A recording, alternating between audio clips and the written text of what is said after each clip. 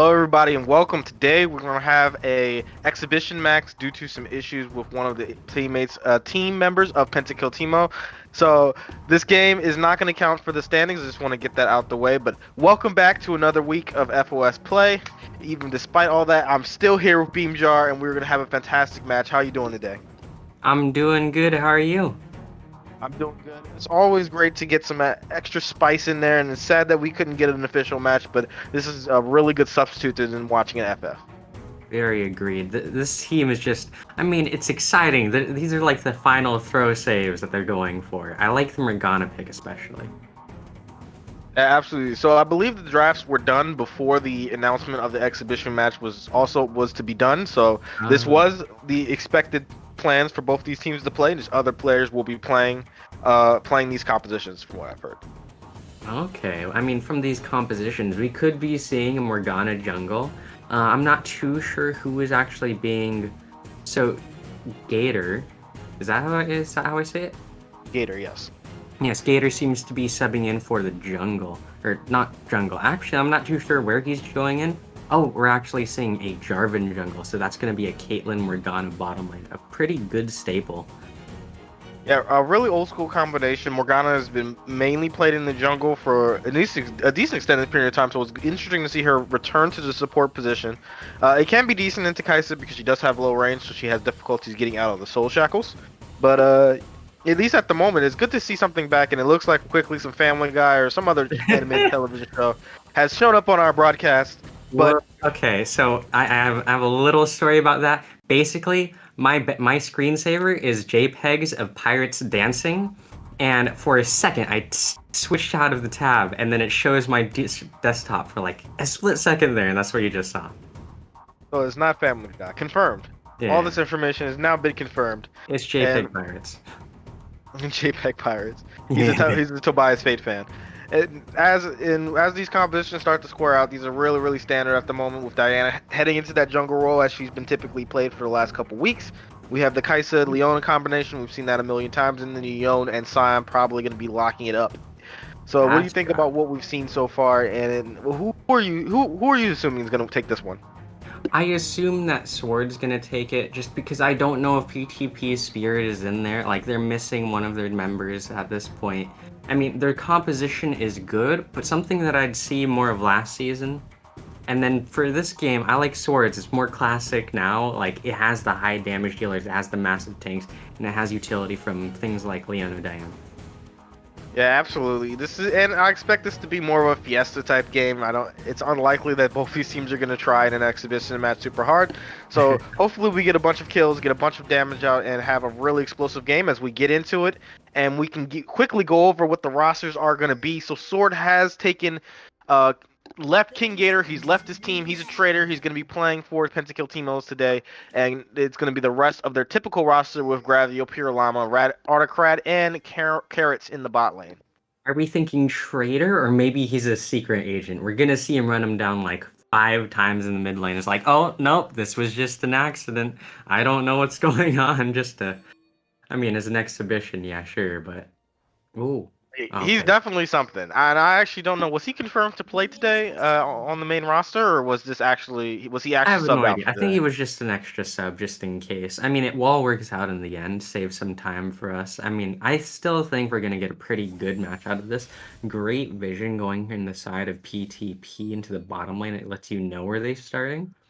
So we know that the Diana in the jungle, which I'm actually a bit of a fan of, uh, doing work there. They could actually see where they're starting. PTB does have vision on their side in which they're shrouded in that mystery. So they're a little bit more open unless the Gnar gets seen.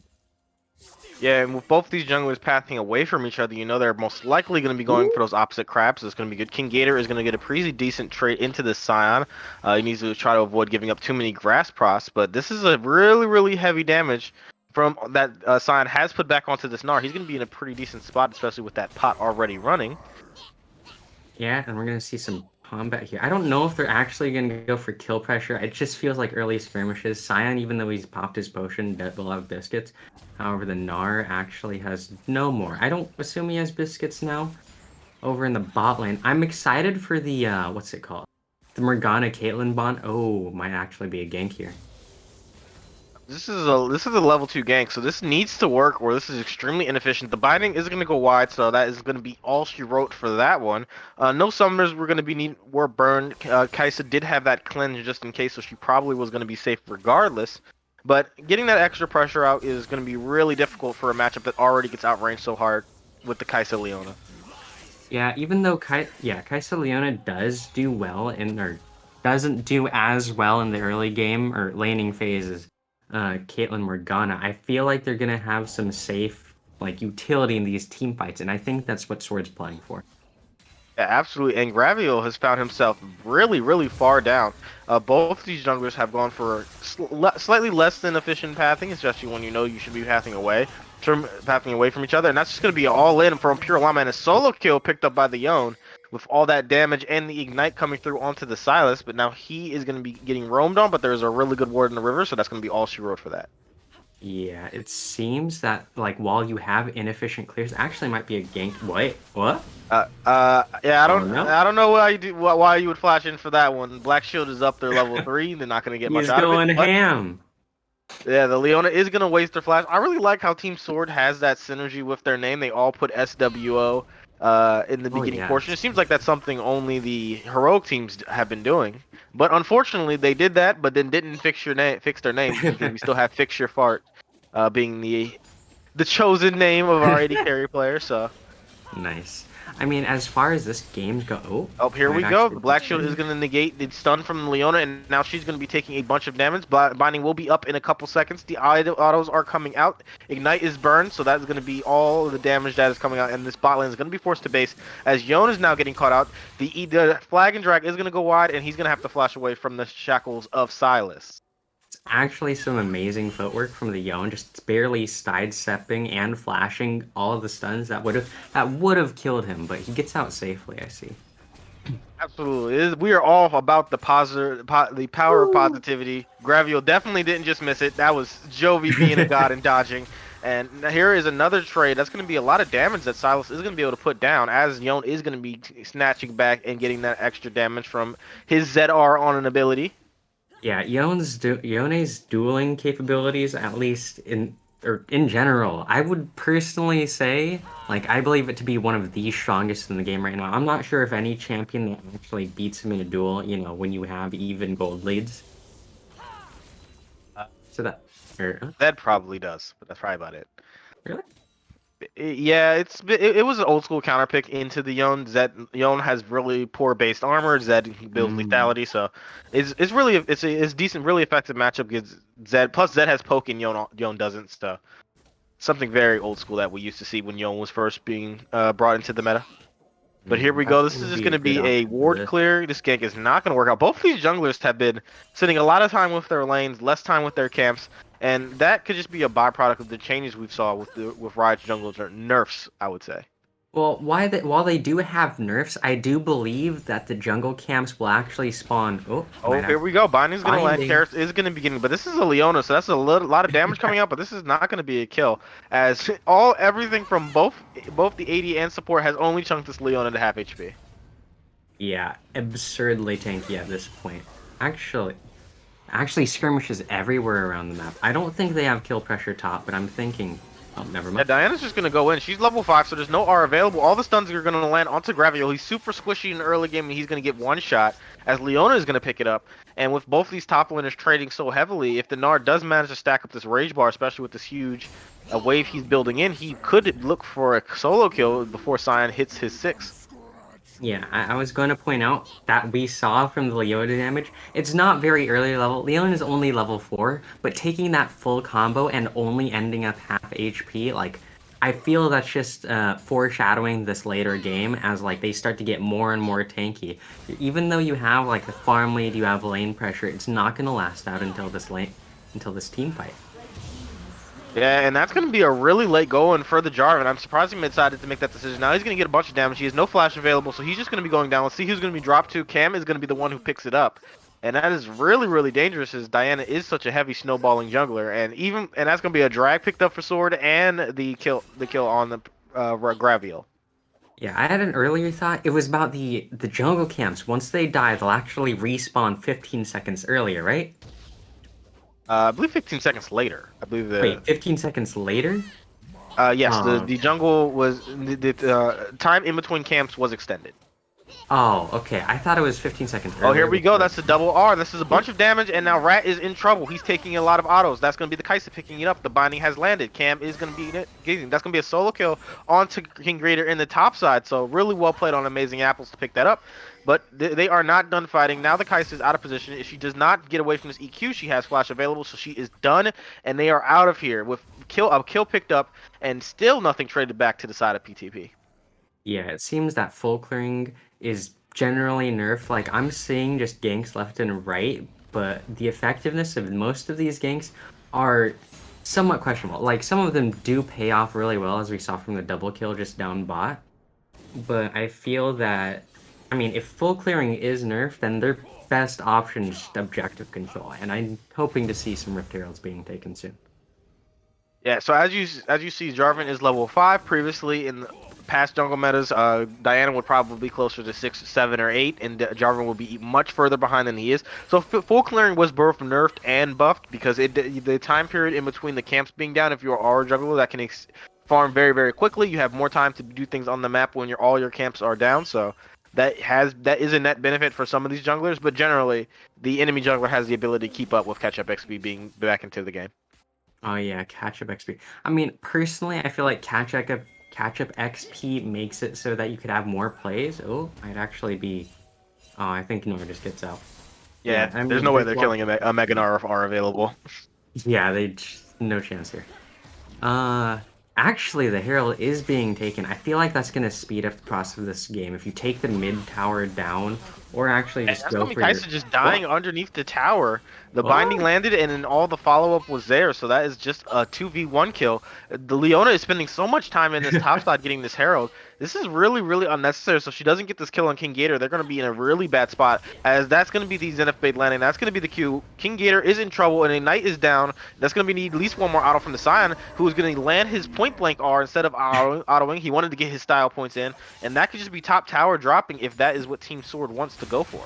Yeah, I believe the Herald's gonna drop top Oh, lane, they're which not could be done. The binding is going to land. That's a max range binding. Yon R is also going to be there. And then that's going to be a bunch of damage and nothing Yon can do with the black shield being on the Silas.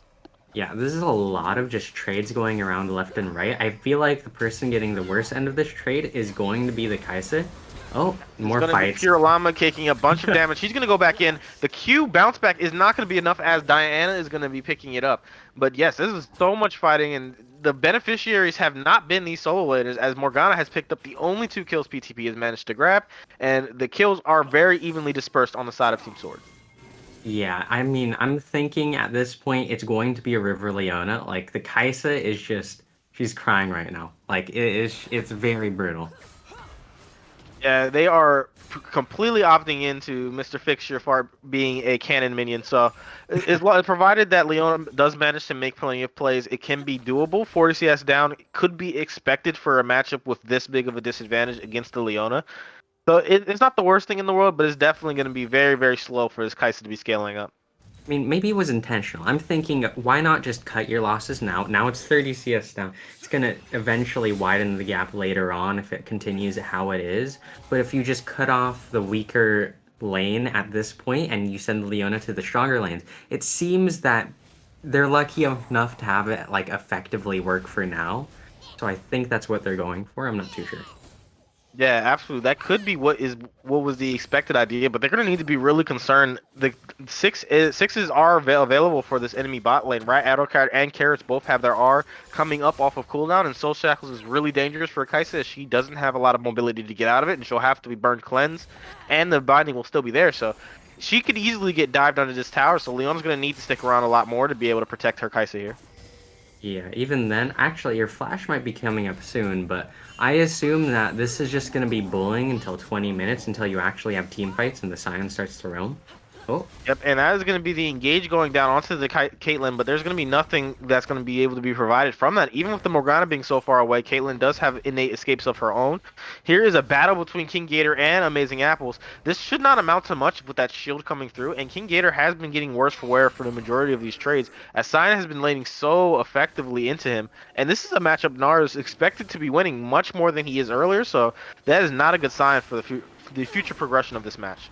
yeah, because later on, Scion will just start to... Oh, even Oh, more. here we go. That is going to be a late black shield, so a bunch of damage is going to come out from this Yone.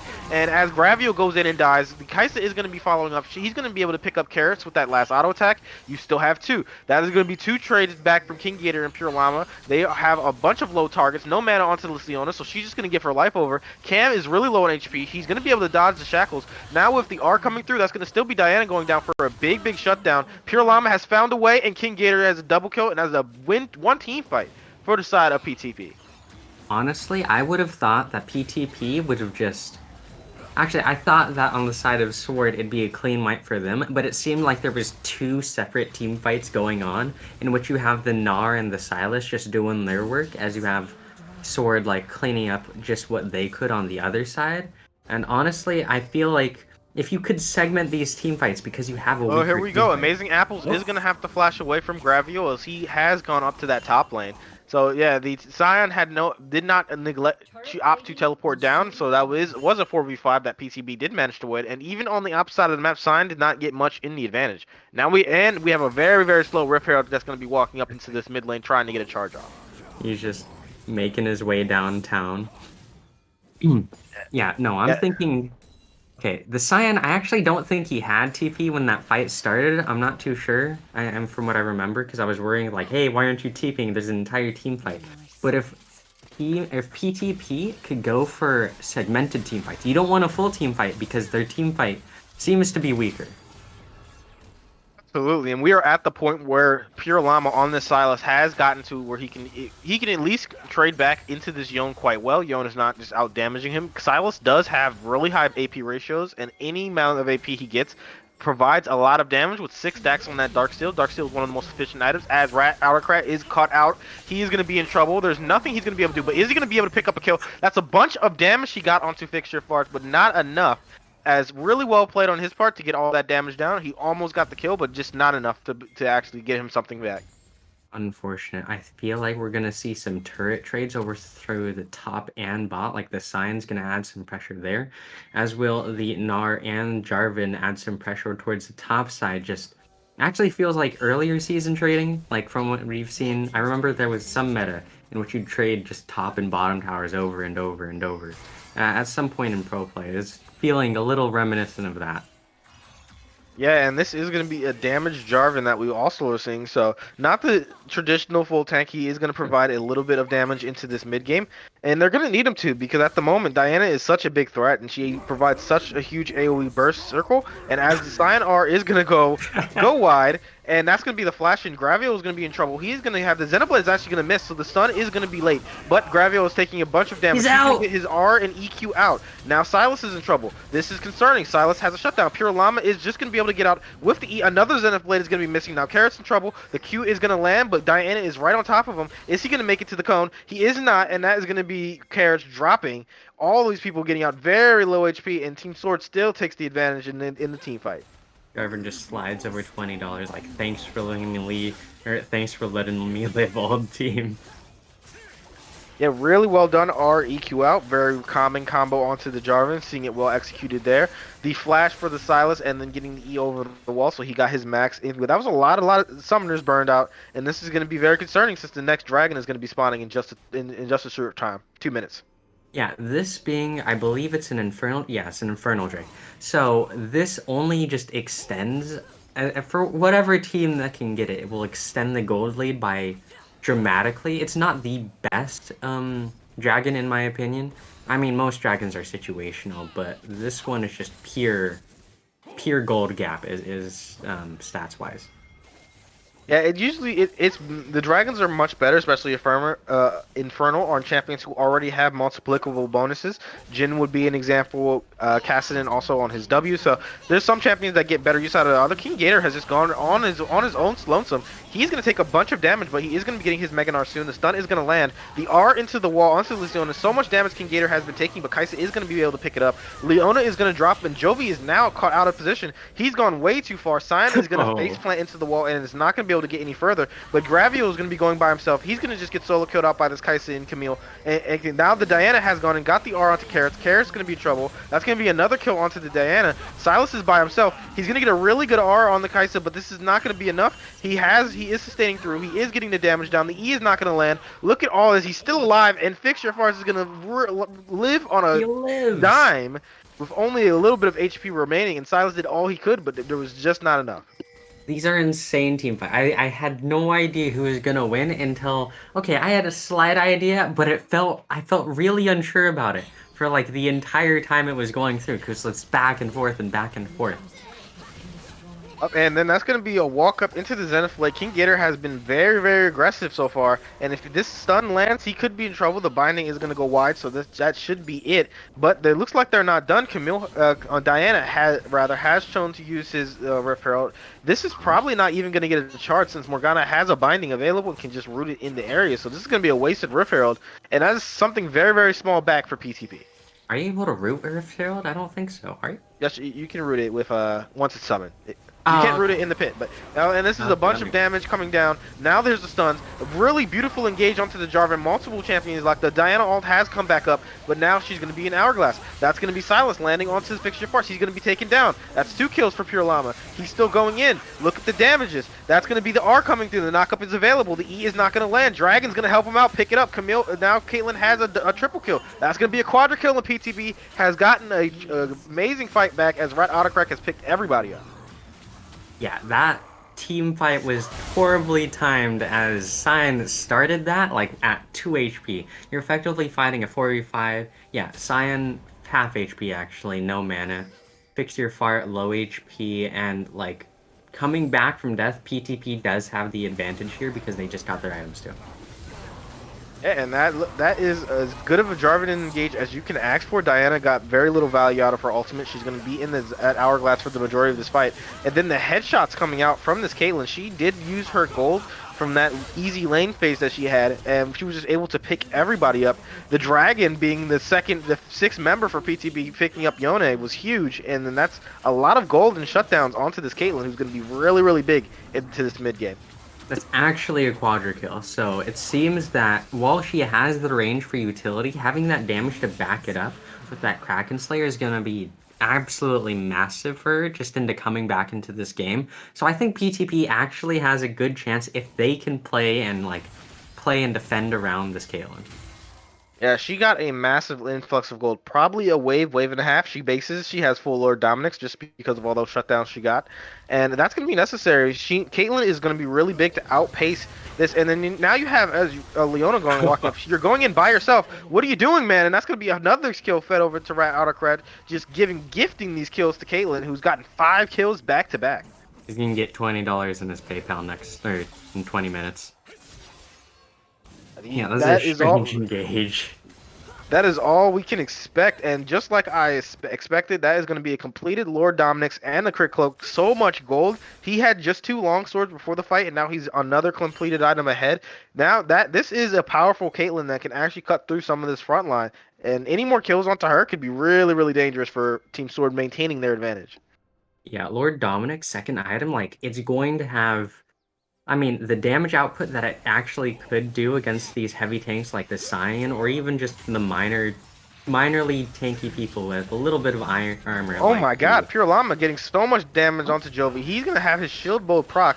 This Baron is still being done. They have not checked it yet. It looks like no one's really going to be investigating to see if this is done. Sion is going to be the first one to spot it. So now they're looking over, but they're opting to just burst it, as that is going to be the Baron picked up. Now teleports are available. Sion is rooted up. He's going to be in the team fight by himself. He's taking a bunch of damage. Amazing Apples is getting chunked. Now he's gone. Pure Llama has gotten a really good engage onto the backline. Fixture Farce is getting a little bit of autos down, but he's going to get knocked up, and that is going to be multiple kills over to Team PTB. Look at all the damages, and now Team Sword is going to be really caught out of position as Leon's flashing away. He's going to die to Gnar, and this has been a huge trade in gold, as so many advantages have now been picked up by PTB back-to-back.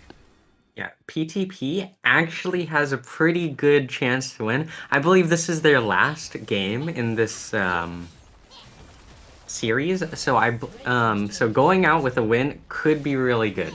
However, their last game was pretty even like this, so like I'm not gonna hold my breath yet. There still could be a chance that maybe they lose a team fight or two. Maybe it switches back and forth. I don't know who's gonna win yet. Absolutely, and I just would like to confirm for the viewers at home, PTB after the conclusion of this match, despite whatever the end result will be, PTP will be 0-11, and Team Sword will be 5-6 due to the FF that occurred earlier into the match time. So this game is just for fun, but it's still going to feel good for PTB to pick up their first win of the FOF, as they've been struggling quite a bit this early in the season. Yeah, I agreed. Today I think C9 just couldn't make playoffs as well in a similar. Are we allowed to mention the LCS teams? I believe so. But like they weren't able to make playoffs, but they still ended their last game with a win, and this feels somewhat reminiscent of that. Just kind of a last battle before they actually go through. Yeah, absolutely. With playoffs on the horizon and all these and both leagues wrapping up, it's good to get your last hurrah in. And even given the situation that they're in, getting a win out would be really, really good for these players. They've gone for so much struggling. Having a player not be able to make a pivotal match that you wanted to take away, that can hurt a team. And now they're going to actually have an opportunity to pick up a win and be able to get something back in the opposite end.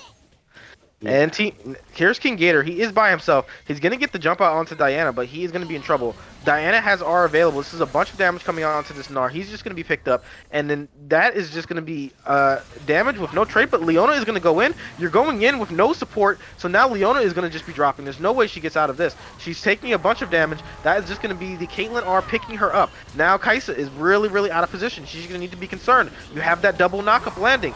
The Diana is going to be in trouble. That's just a bunch of CC going down. Pure Llama is massive in this fight as he's picked up multiple people. Bodies are dropping, and this team fight is just going into PTB's advantage in multiple different avenues, and a big fight that's going to lead to an inhibitor. Yeah, or maybe even more depending on the lead that they have, along with the Baron minions. Oh no, it seems they back off. Okay, I'm thinking that PTP is playing these fights like absolutely perfectly.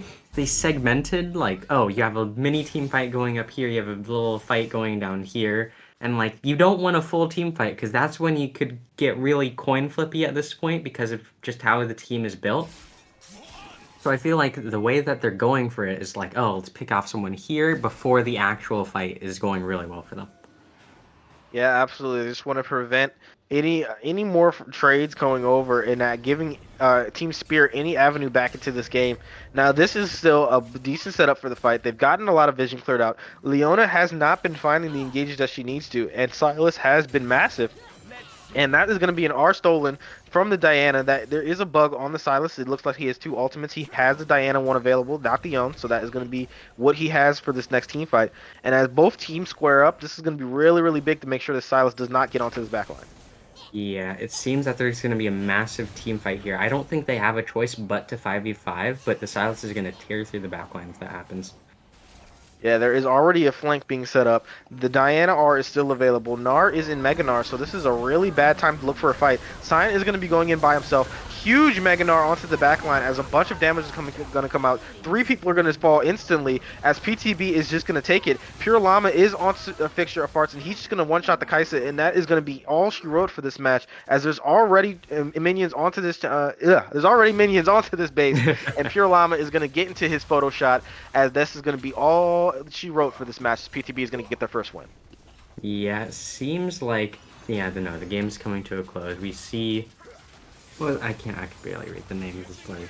Jovi actually just going for a last fight. And what? Headshot crit. That is a headshot into a Yone, and he is out of here. It's just going to be the Leona. Deleted. Yeah, deleted. Gnar has teleport available, so they're going to be looking for this fight. Gnar is teleporting in, and that is going to be a dead Diana. She's going to be trapped up, so she's going to fall instantly after this. Diana has fallen. Now that is going to be another Leona death. Fixture Farce is in trouble as the Gnar is going in. He's going to get killed out by the Gnar. Sion's by himself. Are they going to neglect to choose to kill him, or are they going to end the game? It looks like half the team is on that, and half the Huh? team wants to kill the Sion. Sion is dropped, and the game is over as a massive game for Rat Autocrat and Pure Llama as they carried PTP for their first win.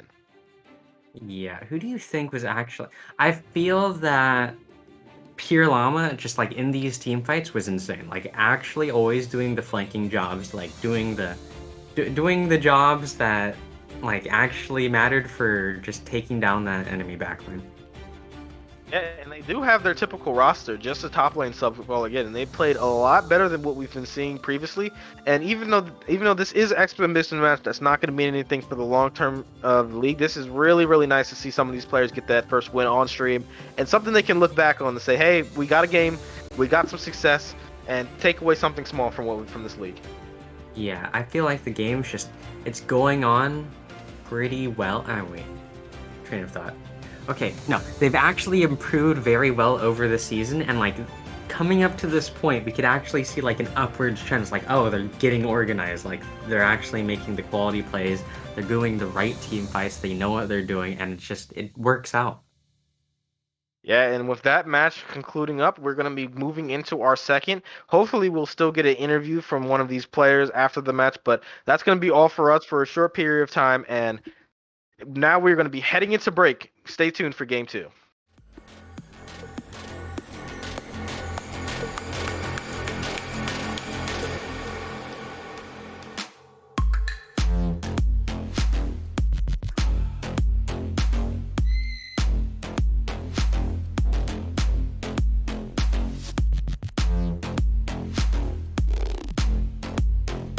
For example,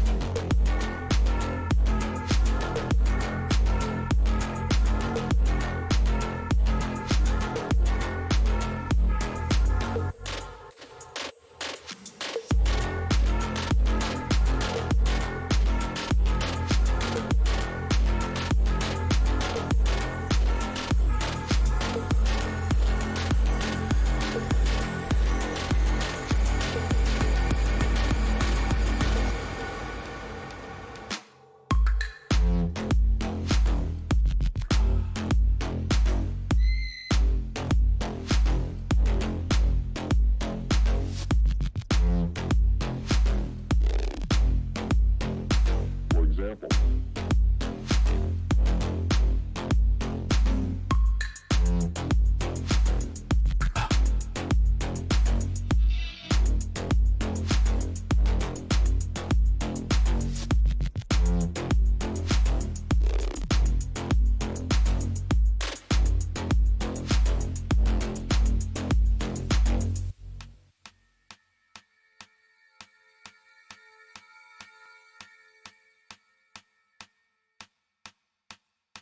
What makes you an exception?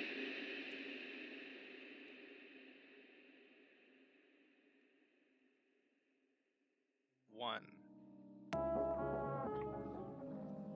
Hello, folks! Chris Edgeworth here for the first interview of the season with someone from Pentakill Teemo. Please, I am joined by Rat Autocrat. How you feeling after the big win? absolutely elated. I mean, it's an exhibition match. It doesn't matter for our record. We had to forfeit, but to still play on stream and get a win, it feels nice, even if it doesn't really matter. Let it be known that nobody beats Pentakill Teemo Please 10 games or 11 games in a row. Yeah, Pentakill Teemo Please doesn't go 0-11, except they do, but Asterisks. yeah, with an asterisk.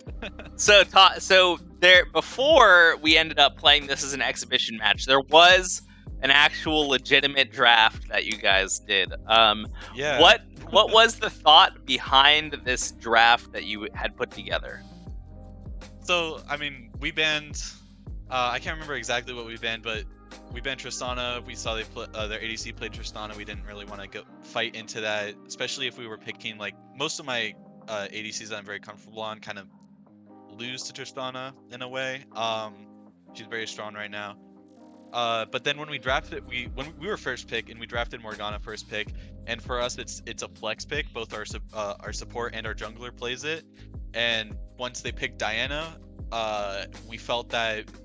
Oh, once they picked Kaisa, we felt like we could just flex it to support and pick me Caitlyn because I'm very comfortable on the champion. I've played it a lot, and Caitlyn Morgana is a very strong bot lane combo. So it's a really nice, neat flex between two roles, and I feel like that helped us actually get a pretty decent edge in the draft. We picked Nar because our sub that was supposed to make it, he ended up not being able to make it because he ran into traffic. But he wanted to play Nar. He said it was like his second, most comfortable champion. And drafting more CC to peel for Caitlyn is always good. So, and then we ended up getting King Gator, who played Nar really well in my opinion. Hell yeah! I mean, when you're gonna borrow from the other team, they might turn. It's good when they give you a good rental. It's helpful. Yeah, that's true. When they give you their starting top laner, I guess. That's sportsmanship right there. Yeah, shout outs to him by the way. He was super nice. Yeah, let's talk about that. What was it like actually playing with King Gator in the team? How was his mesh and how was his fit for this match? For not like ever actually speaking to the guy, I felt like he gelled pretty quickly with our comms. He was also a pretty decent, decently loud voice for when it came to macro plays and stuff like that. So I was very happy with his position, and I feel like he fulfilled his role, to a T. And he's why we won, I think. There you go. Gelling with us, yeah. Sorry if I No, not at all. Yeah, the stability when you bring someone in, having them not only be stable. I mean, I've heard people talk about when it comes to professional play. It's like if you get subbed in for pro roster for one reason or another, even if you're just like academy kid on the tryout, just the key is to not sprint it. It's always a plus when the sub comes in and not only are they solid, but they're effective and communicative within the team. So. Shouts out to King Gator. Sounds like he's an asset. Yeah. So let's talk a little bit about your play. You not only were the benefit of the roaming Leona there from Brother Ollie, but you're able to feed off and fix your fart for a good minute, and then not to mention you were the beneficiary of the comeback quadra. In the mid game. Talk to me about how it was for you playing in this game and how it felt in the game as it started to swing back into your favor. Laning was pretty good. I mean, I got TP'd on, ganked a few times, and I played like the ganks and the TP pretty poorly. There was a fight where I actually got Kaisa down to like double-digit HP, and if I was, mechanically better, I would have killed her there, but it's fine.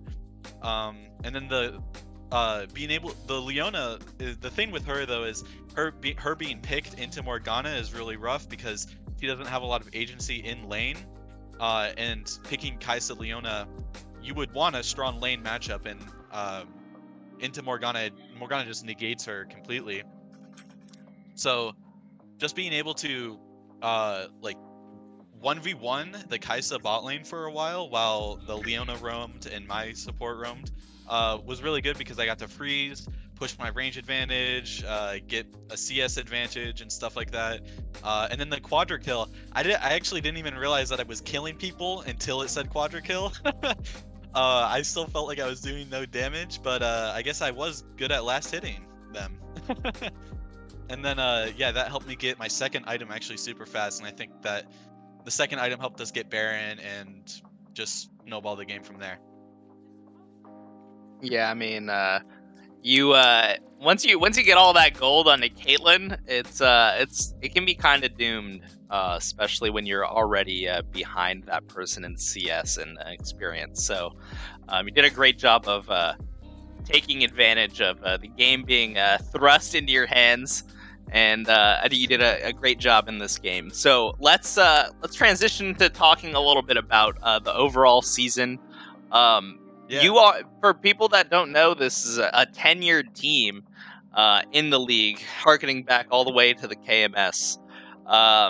So how does it feel now to see how the league has developed and to see the stature of your rivals in this league?